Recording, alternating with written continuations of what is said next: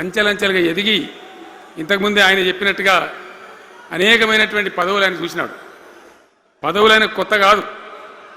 బ్రహ్మాండంగా శాసనసభ్యుని గెలవడం, మంత్రి పదవులు అలంకరించడం, అనేక రంగాలలో అనేక రకాలుగా పనిచేయడం అంతా కూడా మీకు తెలుసు.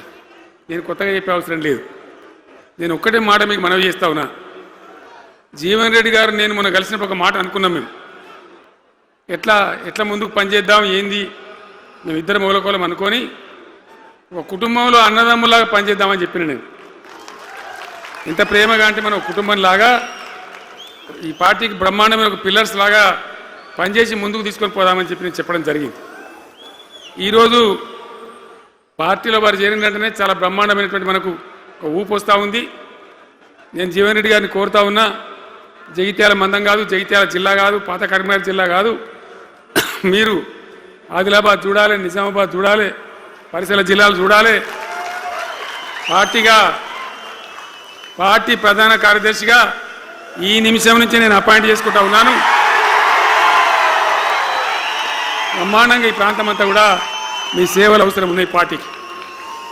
అదే కాదు, 600 ఏది ఏమైనా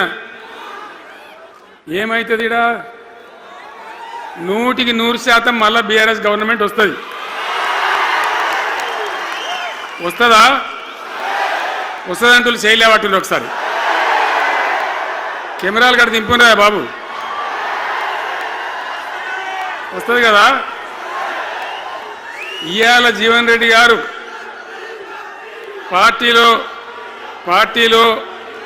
బాబు కౌశిక్ రెడ్డి ఇద్దరు ఆగబట్టరు వాళ్ళు.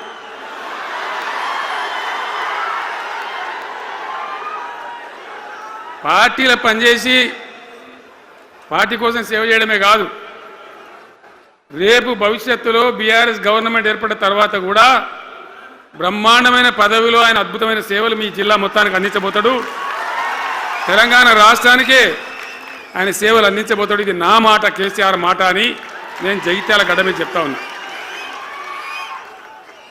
నేను ఎక్కడైనా మాట ఇచ్చినా తప్పలే. కాబట్టి జీవన్ రెడ్డి గారిని మీరు జగిత్యాల మందం మీరు యుద్ధం చేయాలి. యుద్ధం చేసేదానికి ఆయన ముఖాబిలా మనిషే లేడీడా, మీరు సరిపోతారు. ఆయన నాకు అప్పచెప్పాల బయట పనిచేయడానికి. కరెక్టే కదా? అట్లే చేద్దామా? అట్లే ముందుకోదామా?